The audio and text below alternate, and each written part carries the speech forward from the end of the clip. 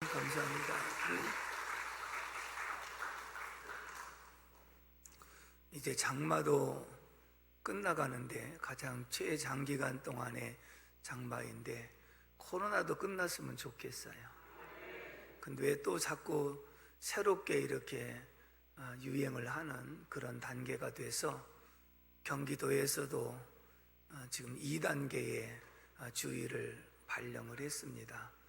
우리 모두가 방역 수칙을 스스로 지켜서 건강을 유지하시고 한국교회와 지역사회, 대한민국과 세계 모든 민족의 이 코로나 바이러스가 속히 소멸되고 진정되기를 주님의 이름으로 기원합니다. 오늘은 이 말씀 통해서 한번 따라서 합시다. 하나님의 능력. 하나님의 능력이 무엇인가? 오늘 본문 13절을 다 같이 한번 읽어보겠습니다. 시작. 내게 능력 주시는 자 안에서 내가 모든 것을 할 수 있느니라. 아멘. 자, 우리 성도들이 굉장히 좋아하는 말씀이기도 합니다. 내게 능력 주면 뭐든지 다 할 수 있다는 이런 고백을 합니다만은 하나님의 능력이라면 못할 일이 없고 안 될 일이 전혀 없습니다. 그런데 오늘 본문 속에서 하나님의 능력은 무엇을 우리에게 말씀하려고 하는가를 알아야 되는데, 예를 들어서 하늘과 땅을 움직이는 능력, 그리고 병을 고칠 수 있는 능력, 귀신을 쫓아낼 수 있는 능력, 이것도 하나님의 능력인 것은 분명합니다. 근데 여기서 말씀하는 능력은 이런 능력을 말씀하려고 하는 것이 아니라 하나님의 능력을 따로 말씀을 하는 거예요.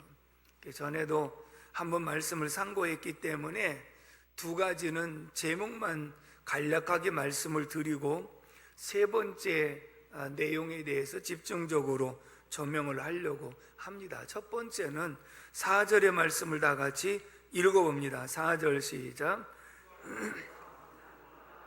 내가 다시 말하노니 기뻐하라. 아멘. 따라서 합시다. 기뻐하는 능력. 이 말은 기뻐할 수 없는 환경 조건에서도 기뻐하는 것이 능력이라 말씀하는 거예요. 아멘이십니까? 자, 많은 사람들은 그렇게 말합니다. 웃을 일이 있어야 웃지요. 기뻐할 일이 있어야 기뻐하죠. 이건 누구든지 할 수 있는 일인데 내게 능력 주시는 자 안에서 기뻐할 수 없는 환경 속에도 기뻐할 수 있는 것이 주님의 능력인 줄로 믿습니다. 아이들 찬송가에 보면 너는 왜 항상 웃니? 슬퍼도 눈물 나도. 아이들이 볼 때 이상한 거예요. 너는 왜 항상 웃니? 슬프고 눈물 나는데도. 그것은 주 예수님 우리를 데리러 오신단다. 주 예수 그리스도를 통해서 우리에게 항상 기쁨이 있음을 소개하고 있는 찬양인 줄로 믿습니다. 그러므로 여러분들 기뻐할 수 있는 환경 속에서도 주의 능력으로 기뻐할 수 있기를 주님의 이름으로 축복합니다. 두 번째 능력이 있습니다. 5절 말씀을 다 같이 읽겠습니다. 시작. 너의 관용을 모든 사람에게 알게 하라. 주께서 가까우시니라. 아멘. 따라서 합시다. 관용하는 능력. 무슨 능력이요? 관용이라는 이 단어를 양보한다는 의미도 있고요, 타인에게 대해서 관대하다, 사려 깊은 배려와 존중을 한다라고 하는 의미가 있습니다. 더 쉽게 표현하면 손해와 역경을 당해도 쉽게 동요되거나 흔들리거나 넘어지지 않고 평정을 유지하는 영적인 인내라, 이렇게 말해요. 더 쉽게 표현하면 우리가 항상 관계 속에 살아가는데 상대방이 나에게 아주 싫은 소리를 했어요. 또 나에게 어떤 해를 끼치는 말을 했을 때 우리는 평정심을 유지하기가 쉽지 않잖아요.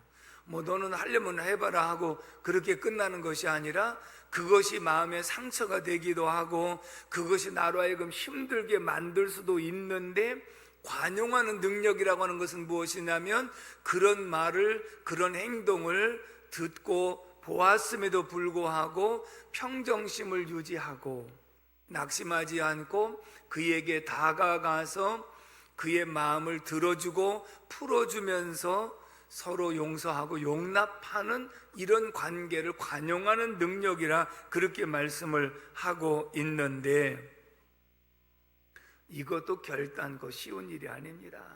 자, 서로 간의 관계가 안 좋을 때, 야, 네가 먼저 가서 그 사람하고 사과하고 풀어라 그러면 지가 와서 사과도 안 하는데 내가 먼저 갈 일이 있느냐고, 상대방이 와서 하지 않는데 내가 어떻게 가느냐고 관용할 마음들이 거의 없는 것 같아요. 그런데 우리는 주 안에서 주님의 은혜로, 주님의 능력으로 관용할 수 있고 포용할 수 있는 마음이 있기를 주님의 이름으로 축원합니다. 세 번째 11절 말씀을 다 같이 읽겠습니다. 11절 말씀 시작. 내가 궁핍함으로 말하는 것이 아니니라. 어떠한 형편이든지 나는 자족하기를 배웠노니. 아멘. 따라서 합시다. 자족하는 능력. 자족이란 말은 스스로 자자거든요. 스스로 만족한다는 의미입니다. 스스로 만족하는 것. 그러면 자족하는 것이 왜 하나님의 능력으로 되느냐?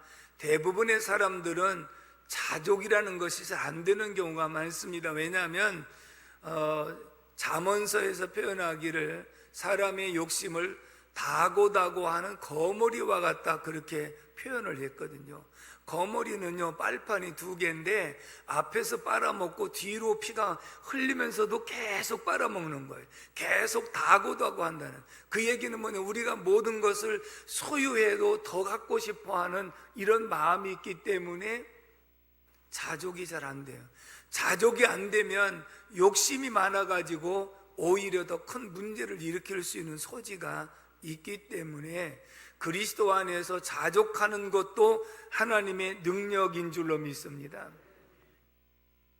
제가 총각 때 책을 하나 읽었던 내용 가운데 기억나는 것이 자애의 비결입니다. 스스로 자자, 사랑의 자. 스스로 사랑하는 비결에 대한 말씀이 로버트 슐러 목사님이 썼는데, 처음에는 이해가 안 됐어요. 주님은 자기를 부인하고 자기를 버리고 가족들을 멀리해야 주님을 따를 수 있는 제자가 된다고 말씀하셨는데, 자기를 사랑한다는 말이 별로 배치되는 내용이라고 생각이 이해가 안 됐습니다만은 그 책을 다 읽으면서 깨달았던 부분이 이겁니다. 자, 여러분들, 제가 가끔 이런 말씀을 드렸는데, 내가 부모의 사랑을 못 받고 자란 사람이 나는 부모의 사랑을 못 받았으니 내가 가족들한테는 사랑을 정말 많이 줘야지 해서 사랑을 많이 주는 사람이 되는지, 아니면 부모의 사랑을 많이 받은 사람이 사랑을 줄 수 있는 사람이 되는지, 여러분들이 볼 때 부모의 사랑을 많이 받는 사람이 준다, 못 받은 사람이 준다, 어떤 쪽이 맞을까요? 어떻게 아십니까? 많이 받은 사람이 주는 것은 어린아이가 태어나서 사람들의 소리를 듣지 못하면 말을 못합니다. 왜냐하면 들은 것이 없어서 말을 못하는 겁니다. 마찬가지로 내가 부모의 사랑이나 누구의 사랑을 받으면 사랑을 할 줄을 알아요. 근데 사랑을 못 받으면 내가 사랑해야지 하면서도 사랑의 방법을 모르니까 사랑이 어필이 안 되는 경우가 많이 있거든요. 자, 이런 차원에서 자애의 비결은 무엇이냐면, 내가 이래봬도 나는 하나님의 사랑을 받은 존재야.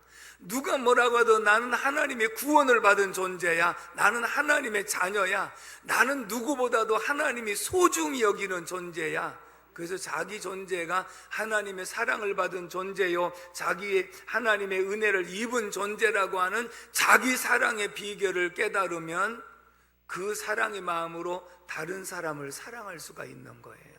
아멘이십니까? 이게 자애의 비결 중에 하나라고 말을 하거든요. 그렇다면 자족하는 마음이라고 하는 것은 무엇이냐면, 스스로 만족을 느낄 수 있는 사람은 더 큰 욕심을 내지 않고 그것을 잘 감당함으로써 하나님께 영광을 돌리고 많은 사람들에게 유익을 줄 수 있는 삶이 자족하는 삶인 줄로 믿습니다. 그렇다고 그래서 어떤 형편에 나는 자족하기를 배웠다고 그러는데 그 어려운 형편을 숙명적으로 받아들이거나 체념하는 것을 말하는 게 아니에요.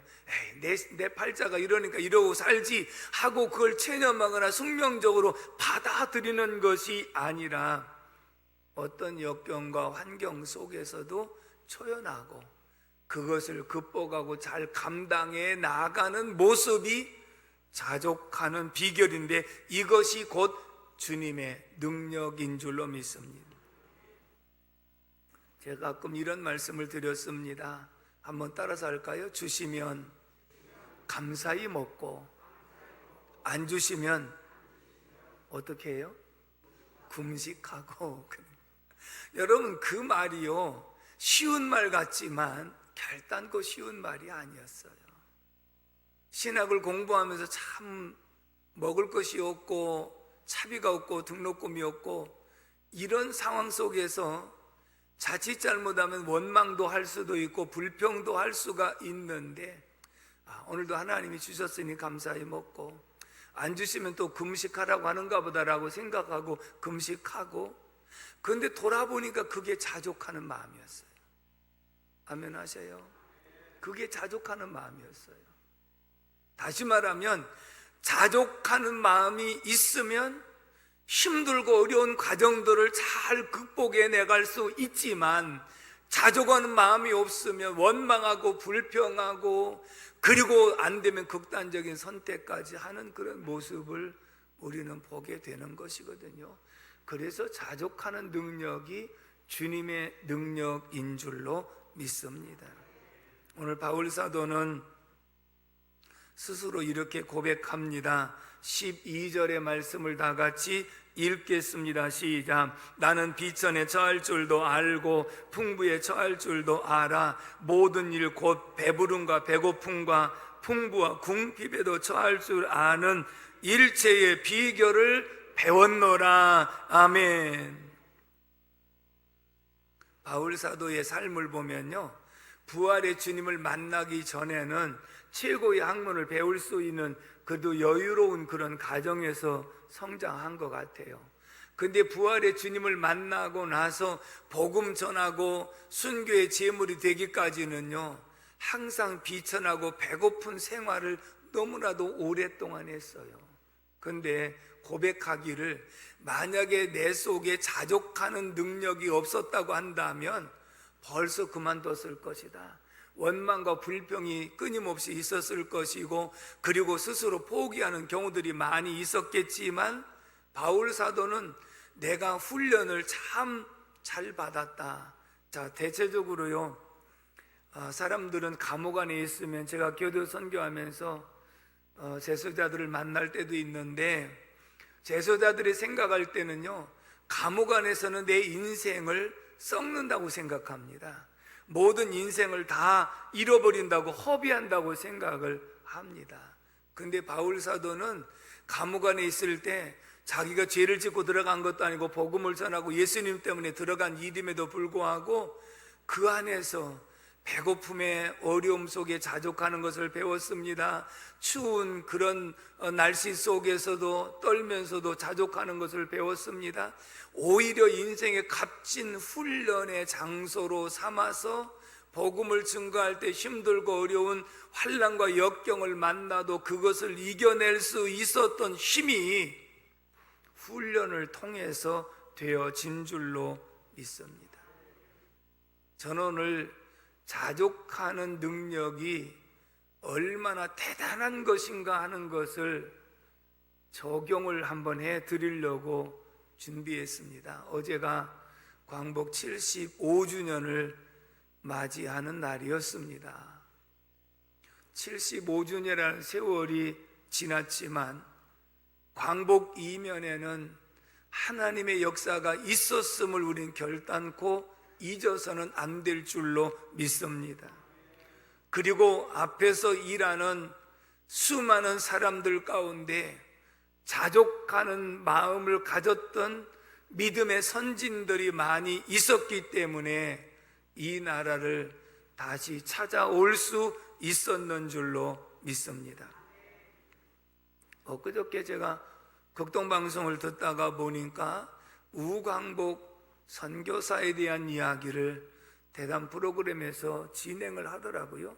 근데 그 말을 들으니까 굉장히 은혜가 돼요. 그래서 제가 와가지고 우광복하고 이름을 쳤더니 그 내용이 쭉 나와 있었어요. 하나 검색을 하다 보니까 한쪽에서는 너무 잘못된 그런 내용이라고 또 이렇게 반박하는 그런 기사를 올렸어요. 그래서 양쪽 기사를 다 읽고, 그리고 또 제가 찾아가지고 한 사람 이야기로 매칭이 되어 있는데 아니더라고요. 따로따로의 선교사의 이야기라고 하는 것을 제가 확인하고 여러분들에게 소개를 해 드리려고 합니다. 먼저는 앨리스 샤프라고 하는 선교사가, 한국 이름은 사에릿이라고 있었고 한문으로는 사부인이라고 하는 선교사가 있었습니다. 1903년도 31살에 감리교 선교사로서 우리나라에 입국합니다. 공주 지역에 와서 선교 사역을 시작하고 38년 동안 우리 한국에서 사역을 감당을 한 선교사다.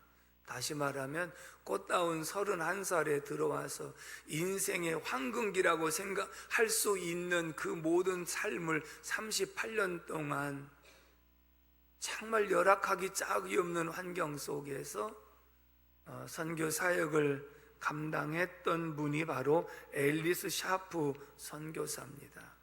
남편은 로버트 아서 샤프 선교사인데, 로버트 아서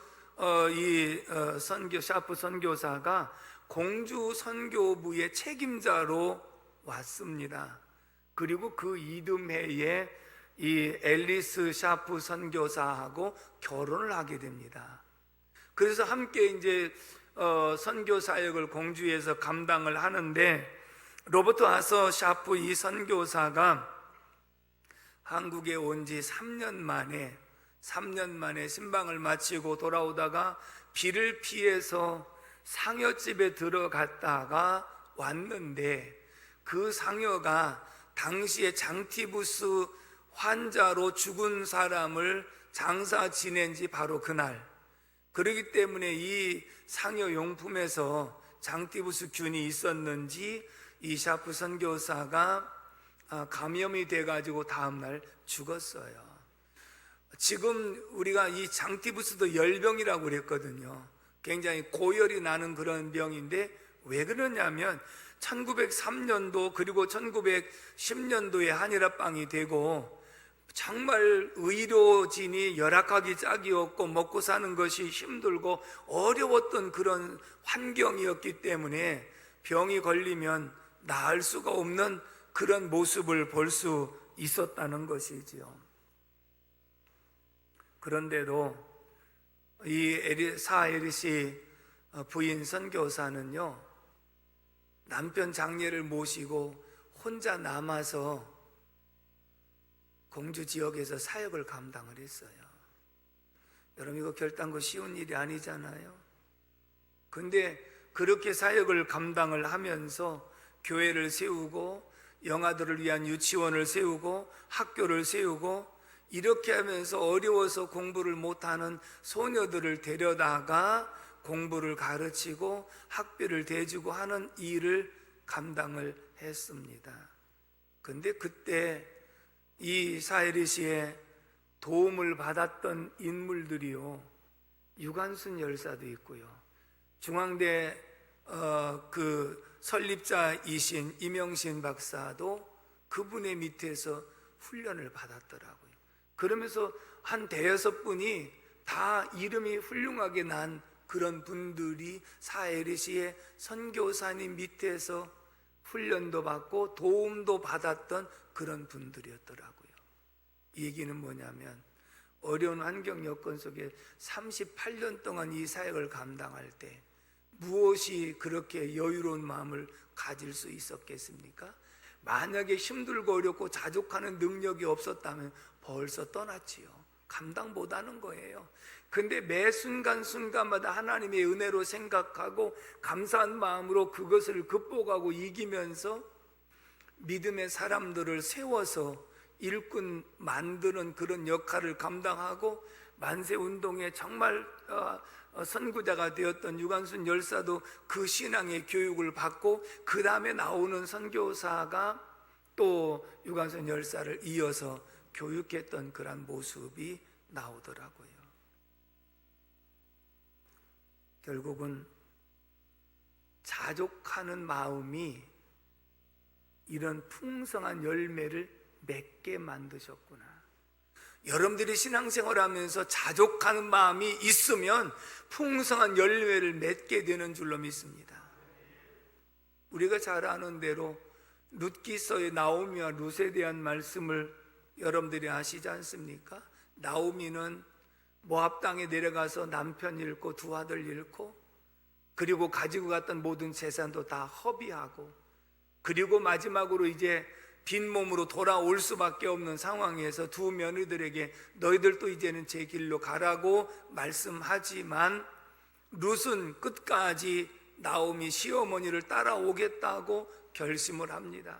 다시 말하면 룻이 바라볼 때는, 어머니에게는 세상적인 것으로 볼 때는 아무것도 없지만, 어머니가 이런 환난과 시련을 겪으면서도 믿음을 굳굳하게 지켜나가고 있는 모습을 제가 봤습니다. 어머니가 믿는 믿음이 진짜입니다. 어머니가 믿는 하나님이 진짜 살아계신 하나님이십니다. 그래서 나도 그 하나님을 따라가고 싶고 그 어머니의 믿음을 믿고 싶습니다 하는 것이, 나오미는 그런 역경 속에서도 자족하는 마음을 가지고 있었기 때문에 귀한 열매를 맺은 줄로 믿습니다. 사헤리시 선교사도 정말로 힘들고 어려운 열악한 환경 속에서 자족하는 마음이 있었기 때문에 그 밑에서 교육을 받았던 사람들이 나라를 생각하고 애국 애족을 하는데 앞장서는 일꾼들이 될 수 있었던 것은 열악한 환경 속에 자족하는 마음을 배웠기 때문인 줄로 믿습니다. 극동방송에 소개하고 있는 인물은 프랭크 윌리엄스인데, 프랭크 윌리엄스, 우리말로 윌리엄스에서 우리암이라고, 그렇게 한국명으로 우리암 선교사입니다. 부부가 미국 선교부 파송으로 조선 땅에 와서 공주를 기반으로 해서 선교 활동을 했습니다. 그리고 1906년도에 공주의 영명학원을 세웁니다. 오늘날 영명고등학교입니다. 현재는 남녀공학인데, 제가 영명고등학교 홈페이지에 들어갔더니 이 연역에 1906년도 윌리엄 선교사가 학교를 설립했다고 제일 먼저 이렇게 뜨더라고요. 그래서 제가 다 확인한 거예요. 윌리엄 선교사가 영명학원을 세웠다고 하는 것을 분명하게 알 수 있습니다. 그리고 1906년도에 학교를 세우고 1907년도에 첫 아들을 낳습니다. 근데 아들을 낳았는데 이제 우리 한국말로 우리암이니까 우씨가 된 거예요. 윌리엄이 우씨가 된 거예요. 그래가지고 아들 이름을 대한민국의 광복을 기대하는 마음으로 이름을 광복이라 져서 우광복이라고 아들 이름을 졌어요. 그러니까 대한민국의 광복을 기대하면서 우광복이라고 하는 이름을 지었습니다. 광복의 이름은 조지 윌리엄스인데, 그 뒤에 또 딸을 낳아가지고 올리버라고 이름을 지었습니다. 그런데 딸을 낳고 난 이듬해에 윌리엄 선교사가 풍토병으로 죽었습니다. 그러니 지금 이영만리 타국에 와가지고 남편이 죽었습니다. 어린 남매만 지금 남겨놓고 있습니다. 열악한 환경 속에서 사명을 감당한다는 것이 보통 힘들고 어려운 것이 아니지 않겠습니까? 그래서 아이들을 데리고 미국으로 들어갔습니다. 근데 놀라운 것은 미국에 들어간 지 2년 만에 아이들을 데리고 다시 나왔어요. 그래가지고 하던 그 사역을 계속 감당한 거예요. 잠시 동안 한번 마음을 추스리고 그리고 갔다가 다시 공주에 와서 아이들 데리고 사역을 감당하는데 딸이 11살 먹었을 때의 풍토병으로 공주 땅에서 죽습니다. 그래서 영명학원 뒷산에다가 무덤을 만들어서 장례를 치렀는데, 이 당시는 일제 치하이기 때문에 젊은 사람들이 강제로 징용을 끌려가고, 우리도 부모님을 통해서 들었던 것은 곡식 농사를 지으면 벌써 와서 몇 분의 몇을 무조건 공출해서 떼어가고, 나중에는 밥주발도 숟가락까지도 놓을 것이라고 하면 다 뺏어 가던 그런 상황이기 때문에 정말 힘들고 어려운 것은 말할 수 없지요. 문화적인 혜택이 있습니까? 의료의 혜택이 있습니까? 아무것도 어떤 혜택이 없이 살아가는 이 속에는요, 만약에 힘들고 어려워서 자족하는 능력이었으면 절대로 감당 못해요. 벌써 그만두고 떠나갔을 거예요. 그렇지만 그 자족하는 마음이 있었기 때문에 남편도 잃고 딸도 잃고 열악한 환경 속에서 끝까지 극복하고 이길 수 있었던 것이 바로 자족하는 능력인 줄로 믿습니다. 그러면서 이 땅에서 47년 동안 선교 사역을 감당하다가 하나님의 부르심을 받은 사람이 바로 이 선교사 중에 한 분이었습니다. 근데 아들 우광복은 초등학교, 중학교를 그곳에서 나오고, 그리고 중학교 졸업을 하고 난 다음에 할아버지가 계시는 미국으로 가서 미국에서 고등학교를 졸업하고 의과대학을 졸업하고, 그리고 다시 한국에 나옵니다. 참 희한하지요. 한국에 다시 나와가지고 엄마의 사역을 함께 도우는데, 나왔을 때가 바로 해방이 됐을 때, 이제는 해방이 돼가지고 미 군정이 시작이 되니까 당시에 군정에 하지 장군이 주도하는데, 미군 군인들이 그렇게 많이 왔어도 한국말을 하는 사람이 한 사람도 없는 거예요. 왜 그랬을까요? 세계 속에 한국이라는 이름이 알려지질 않았어요. 지금은 한류 열풍이 있어가지고 세계 많은 사람들이 한국어를 배우려고 애를 쓰고 하지만, 이 당시에는 한국이 어디에 있는지도 세계 사람들이 몰라요. 그런데 무슨 한국말을 배우려고 하겠어요? 그러니까 굉장히 답답한 것이 무엇이냐면, 누구를 만나도 어떤 일을 추진하려고 하더라도 한국말을 하는 사람이 없는 거예요. 그래서 영어와 한국어를 잘 할 수 있는 사람을 수소문에 찾았더니, 한 번 어떤 중령이 이 우광복 선교사를 만났거든요. 그 만나서 이런저런 얘기를 나누다 보니까 정말 영어도 잘하고 한국말도 잘하는 거예요. 왜냐하면 한국에 중학교까지 자랐잖아요. 그래서 또 일제 치하이다 보니까 일본말도 하지요. 거기다가 영어를 잘하지요. 그러니까 그 우광복이라는 사람이 떠올려갖고 하지 장군에게 소개합니다. 그래서 하지 장군 밑에 가서 통역관으로, 참모진으로 일을 시작했습니다. 근데 하지 장군이 이제 대한민국 임시정부를 수립을 해야 되는데, 내가 한국의 사람들을 잘 모르니까 정말 이 일을 잘할 수 있는 사람들을 좀 추천해달라, 50명을 추천해달라. 그래서 즉시 엄마에게 부탁합니다. 어머니, 이렇게 해서 50명을 추천해달라고 하는데 한번 추천해 주십시오 하고 부탁을 했더니, 어머니 선교사는 즉시 금식에 들어가서 금식 기도하고 난 다음에 50명을 추천했는데, 나중에 결과를 놓고 보니까 48명이 모두가 기독교인들이었어요. 아멘이십니까? 그래서 그 가운데 문교부 장관이 나왔고, 문교부 장관이 미신 타파하는데 앞장을 섰고, 국방부 장관이 나왔는데 국방부 장관이 군목제도를 통해서 이 군선교의 발판을 놓아주었고, 그러면서 이 믿는 사람들이 정부 요소에 들어가 가지고 빛과 소금의 역할을 감당하니까, 대한민국 최초 재헌국회에 이승만 대통령이 이렇게 재헌국회 의원들에게, 거의 크리스찬들이다 보니까 국회 속기록에 보면 1948년 5월 30일 이승만 대통령은 이윤영 목사님에게 기도로 국회를 개회할 것을 다음과 같이 주문했다. 대한민국 독립민주국 제1차 회의를 여기서 열게 된 것을 우리가 하나님께 감사해야 할 것입니다. 나는 먼저 우리가 다 섬김으로 일어서서 하나님에게 감사를 드릴 터인데 이윤영 의원 나오셔서 하나님에게 기도를 올려주시기를 바랍니다. 그래서 재헌국회가 기도로 시작한 나라가 대한민국인 줄로 믿습니다.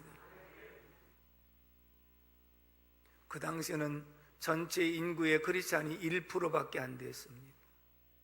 그럼에도 불구하고 윌리엄스 사모가 추천해 준 48명의 크리스찬들이 요소요소에 들어가서 영향을 미친 그 결과가 20년 뒤에 500만의 크리스찬이 있었고요, 30년 뒤에 1천만의 성도가 있었던 것은, 여러분, 크리스찬 48명이 그 빛과 소금의 역할을 감당한 것도 중요하지만 그보다는 이분들을 추천했던 윌리엄스 이 선교사의 자족하는 능력과 그 힘들고 어려운 역경 속에서도 극복하고 이겨냈던 그런 능력을 주님이 허락해 주셨기 때문에 가능한 줄로 믿습니다.